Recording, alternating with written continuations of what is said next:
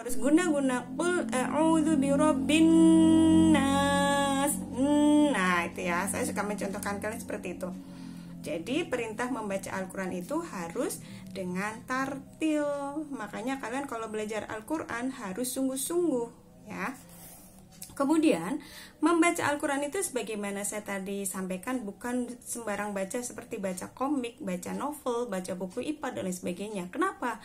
Karena satu huruf Al-Quran itu dapat kebaikan 10 ya, 10 kebaikan.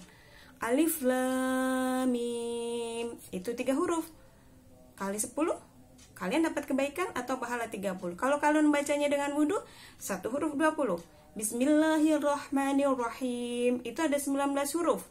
Kalau kalian membacanya dengan wudu, 1 huruf dapat 20. 19 huruf berapa? Kalau kalian baca 1 lembar berapa? Kalau kalian baca itu penuh, berapa kebaikan yang sudah kamu kumpulkan dengan membaca Al-Quran?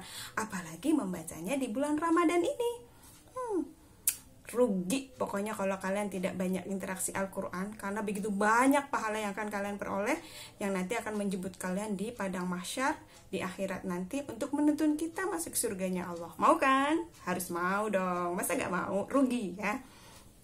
Nah, itu pahala membaca Al-Quran. Tapi tadi ya, harus tartil, tidak boleh buru-buru, tidak boleh asal sampai, terus sembarangan ya membaca hurufnya. Antara A dengan A itu harus beda. Antara da dengan za. Yang paling sering adalah ja dengan za. Ja, za ya. Itu juga sering sekali kalian perlu dilatih lagi mengucapkan 2 huruf tersebut ya. Kemudian kata Rasulullah juga begini, sebaik-baik kamu adalah yang belajar Al-Quran dan mengajarkannya. Jadi nanti kalau kalian sudah pandai membaca Al-Quran, ajarkan teman kalian, ajarkan adik kalian, ajarkan tetangga kalian, agar kalian menjadi orang yang terbaik ya. Berikutnya, kata Rasulullah, orang yang mahir membaca Al-Quran nanti akan hidup di surga bersama para malaikat. Enak kan? Nah, kemudian orang yang masih terbata-bata nih, yang masih baca Al-Quran tapi terbata-bata tapi terus belajar, dia akan mendapatkan 2 pahala, pahala belajar dan pahala membaca. Jadi tetap gak ada rugi ya, menang banyak kalau kita interaksi dengan Al-Quran. Nah, kemudian setelah kita tilawah Quran ya, tilawah Quran ini kalian harus rutin ya. Makanya saya tugaskan 1 hari membaca Iqra 1 lembar. Yang Al-Quran 1 hari mungkin 10 ayat. Di bulan Ramadan ini rutin ya. Nah, setelah tilawah kalian sudah lancar, tahapan berikutnya adalah dengan tahsinul Quran. Apa itu tahsinul Quran? Ahsan. Hasan itu baik, ahsan itu terbaik, tahsin itu memperbaiki ya. Memperbaiki, memperbagus bacaan Al-Quran. Nah, tadi sudah tartil, sudah tilawah sesuai dengan tajwidnya ya. Kalau harus dengung ya dengung, kalau panjang dibaca panjang, kalau pendek dibaca pendek. Jangan terbolak-balik, yang pendek dipanjangin, yang panjang dipendekin ya. Yang ja dibaca za, yang za dibaca ja. Yang a dibaca a, yang a dibaca a. Hati-hati.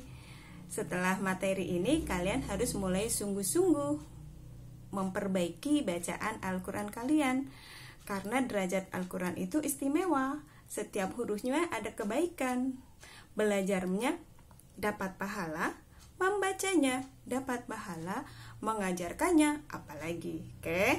Nah, berikutnya adalah tahsinul Quran. Tadi adalah membaguskan bacaan Al-Quran kalian ya, Al-Quran kita.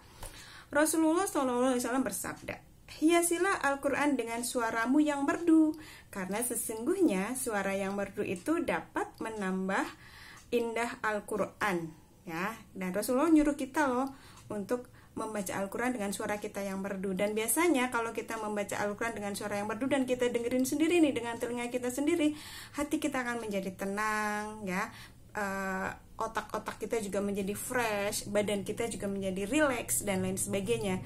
Itu keutamaan membaca Al-Quran dengan suara yang indah, dengan tajwid yang benar, dengan huruf yang benar, ya, dengan khusyuk tentunya, ya. Itu untuk tahsinul Quran, membaguskan bacaan Al-Quran, namanya tahsin. Kalian harus mulai belajar ya sekarang ya, yang sudah lancar dan lain sebagainya. Kemudian berikutnya adalah tahfizul Quran. Apa itu tahfiz? Hafiz Indonesia. Siang tadi saya lihat ya, ada yang namanya siapa ya tadi ya, yang kakinya satunya utuh, satunya pendek, terus tangannya nggak ada. Ya, saya sampai nangis begitu terharunya ya, anak yang mempunyai kekurangan ternyata dia hafiz Al-Quran, ya. Dan ustaznya, jurinya itu sampai mencium kakinya loh, karena memang kekurangan dia itu akan tersempurnakan oleh Al-Quran. Orang yang hafal Al-Quran itu di dunia saja sudah mulia, apalagi di akhirat, ya. Nah, makanya kalian yang punya keinginan untuk memuliakan diri kamu sendiri sekarang, di alam kubur dan di akhirat nanti, serta memuliakan orang tua kalian, mulailah belajar untuk menghafal Al-Quran, ya. Kenapa? Karena barang siapa yang menghafal Al-Quran, maka dia nanti akan mempersembahkan mahkota, ya, mahkota yang penuh dengan perhiasan kepada orang tuanya, untuk ibu bapaknya di surga. Ya, sekarang coba kalian lihat ya, sekarang kontes-kontes itu yang piala, yang mahkota kayak apa, itu mereka berjuang luar biasa untuk mendapatkan itu. Lalu kenapa kita nggak berjuang untuk mendapatkan mahkota di surga untuk orang tua kita? Caranya bagaimana? Menghafal Al-Quran. Lalu orang yang menghafal Al-Quran juga, ya, badannya ini tidak akan pernah hancur dimakan binatang-binatang melata yang ada di dalam bumi saat dikubur nanti. Nah, kalian suka mendapati kan ada ulama yang kuburannya sudah sekian tahun digali, kok pasti utuh. Bisa jadi beliau-beliau itu adalah penghafal Al-Quran, sehingga badannya tidak hancur saat dikubur. Demikian ya pembelajaran Al-Quran hari ini. Terima kasih. Assalamualaikum warahmatullahi wabarakatuh.